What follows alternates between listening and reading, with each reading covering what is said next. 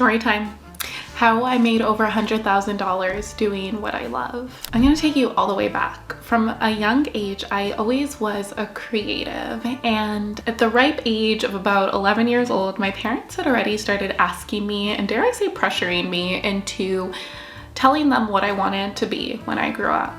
This came from a place of love, as they wanted me to angle myself correctly for my high school and later university courses and take the correct math and the correct science and everything like that. But I didn't really know all the careers that were out there. So one day I sat at my little PC and I Googled, I am good at math and I am good at art. What should I be? Architecture came up and I just took it and ran with it. And so began this saga of me discovering my career and discovering different ways of monetizing the things that I was skilled, gifted, and interested in without hopefully ruining my love and passion for them. Now, fast forwarding a couple of years, I did pursue architecture, but the university that I went to for my undergraduate, University of British Columbia in Vancouver, did not have like a 4-year or 5-year Bachelor of Architecture program, at least at the time that I went. So I angled for the closest thing I could, a Bachelor of Environmental Design degree, and for the first 2 years I just needed to get some credits, build up my prerequisites, and most importantly, build a portfolio. So that led me to major in visual arts, which at the time, it's not what I would have preferred. I actually wanted to do engineering, but my physics marks were not good enough. But thank goodness that that happened, because it set the foundation for everything that I do today and allowed me to be able to make 6 figures, multiple 6 figures actually, doing what I love for clients directly without having to go through a middleman or an employer. So I went on and I took my fine arts courses and I learned color theory and I learned about art history. I learned how to build a really compelling concept for my work. I drew lots of nude people and lots of landscapes, and I learned sculpture. And then I went on and I applied, and praise God, I got into this incredibly competitive Bachelor of Environmental Design program, which at the time only accepted 30 students per year, and there was like hundreds of applicants. So I got into that and I pursued it. I did my first round of design studios, and then I went on to an even more competitive school, you've guessed it, Harvard, and pursued my Master of Architecture degree. But somewhere in this entire arc and journey, 2020 struck, and we all know what happened there.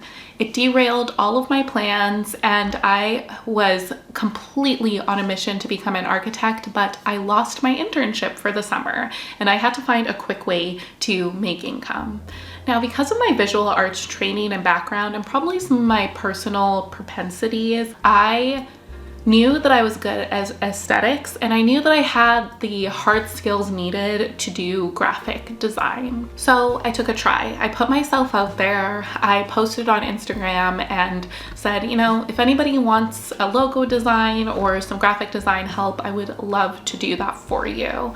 And people did reach out. I did my first couple of logos. I think I was charging like a couple $100s for these and felt like, wow, I've made it. I'm making great money here. This is awesome.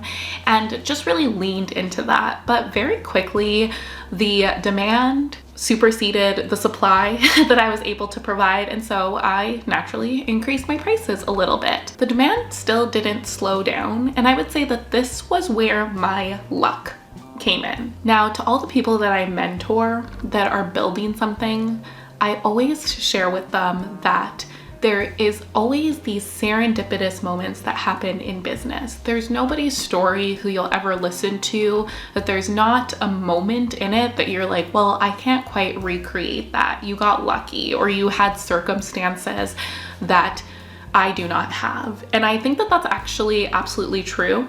However, that doesn't mean that you just have to sit back and wait for your lucky break or throw your hands up in the air and say, well, I wasn't born into a wealthy family, so I can't do this. Everybody has those lucky moments, but when luck meets preparation, that's when you can really accelerate through your goals. So all of the things that I had been doing up until that point, my study of visual arts, my tenacity to even bother to start a business and market it on Instagram and be bold and out there with everybody sharing my intentions. This is what I'm doing. This is what I'm up to. Paired with the time I grew my business in a time where people were really trying to pour money into Black-owned businesses, and I got a lot of press because I was a young, new Black-owned business and I was doing some great design work, right? So it was that preparation meeting luck, opening a business in a time that people like me and businesses like me were being amplified, that soared me and accelerated me to my next step.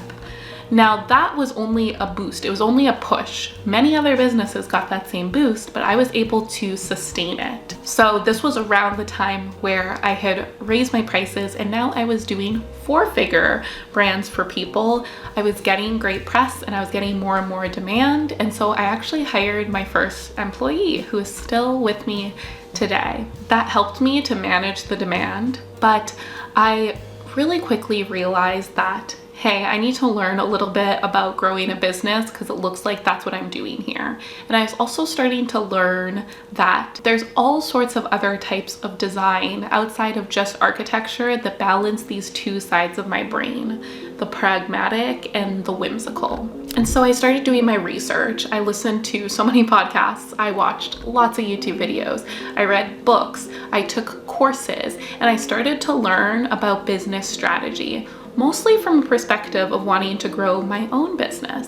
But then I started to realize that as I grew my business and I was involved with my clients' small businesses, I was able to give advice or ask them questions about their businesses to be able to imbue strategy into my design work. And so that's when my strategy practice started to blossom. And once I did that for a few different people and I started to see these new results where the visual identities that I were creating were not just beautiful, but also strategically backed. And I knew what numbers to track, what to ask my clients about, why before, during, and after I had launched their brand. And I realized that, oh my goodness, the work I'm doing is causing measurable results for these clients. Now, what would happen if I were to lean fully into this and make all of my designs strategic? And this was really interesting to me because I've always had this left side of my brain that was into the mathematics, that was into the pragmatics, that was into what I now realize is business and strategy and planning, right? And so I leaned into that. At this point in time, I was at Harvard. I was halfway through my Master's of Architecture degree, and I was starting to realize that I wanted to practice architecture, but not in the traditional way that I thought I did before. Before, I thought that I wanted to get a job at an architecture firm and work my way up the ladder, become principal in that firm, and ride off into the sunset. But I had realized over the years that through working at different internships and through working and practicing at different firms, that maybe that path wasn't for me, that it would be probably a pretty good life, but I think that there's something that could make me even happier out there. And I started to realize that my values circled a lot around freedom and autonomy, and the things that I needed to live out those values were finances. I needed to make enough money, and I needed to be my own boss. So entrepreneurship. And so I headed into that full force. While I was getting my Master of Architecture degree, I started to take MBA courses. There's this amazing reciprocity between Harvard and MIT where if you're studying and admitted to one school, you can take courses at the other, especially if their course is not available within your program. So architects don't really have a lot of business classes available to them. And so I went and joined the MBAs over at MIT and took several courses that were around marketing, branding, consumer behavior, pricing psychology, just general business leadership, and I loved it. It was amazing. I loved those few years. It was a crazy time, but I was building my design studio. I was working with clients. I was managing a team. At this point, I had a team of contractors and staff that worked with me. I was getting a master's of architecture degree from one of the most competitive schools in the world. And if anybody knows someone or is someone who studied architecture, you know that it is a time-intensive degree. And I'm also pursuing an MBA on the side. And so that is maybe another note, another way in which I built this thing.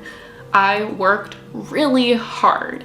And I know that this is going to sound hustle culture, but I do think that there are seasons in life if you're trying to build something like this where you just need to work very hard. I always say that if you want exceptional results, then you need to put in exceptional effort, and that is what I did. For a couple of focused years, I worked hard.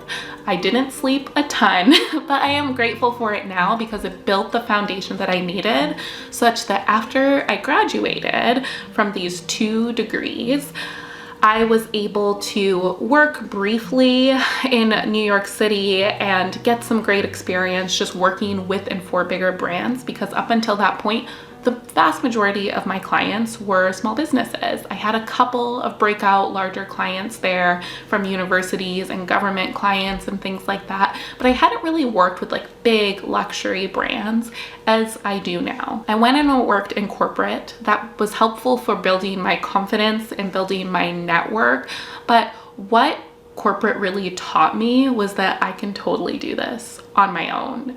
I found myself running my projects from start till end very, very quickly. I found myself liaising directly with the clients, and I saw myself leading presentations where I'd be sitting across from a CEO, a chief marketing officer, and the director of retail in these giant household name companies, and my bosses would be sitting back because I was the one who created the presentation and they didn't know how to present it. They were there mostly just for show, and I was doing these projects on my own. I was presenting them on my own, and so I started to think about it, and I was like, you know, I can totally do this. I might not have the name behind me of some of these big brands and companies that I worked for, but I have the brain. And so if I can just get out there and network myself and make these relationships directly with these people, then I can take some of these contracts that I am seeing that are like 3 times my yearly salary, and I could bring that to my own business.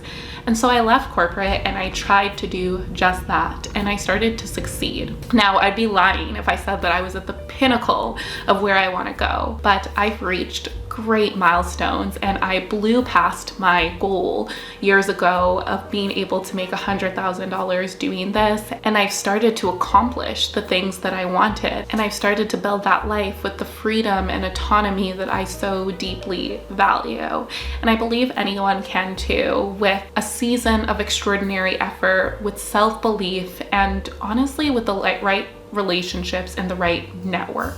That is something that I probably overlooked but started to build perhaps accidentally throughout my entire journey. But just having great relationships with people, meeting people, and being bold and courageous and telling people what it is you do and what it is you like to do. I don't think there's anybody who knows me who doesn't know that I am a branding girl, who doesn't know me as the girl who is business consultant and graphic designer and architect. And that is just my trifecta. It's my personal brand, it's my corporate brand, it's what people know me as.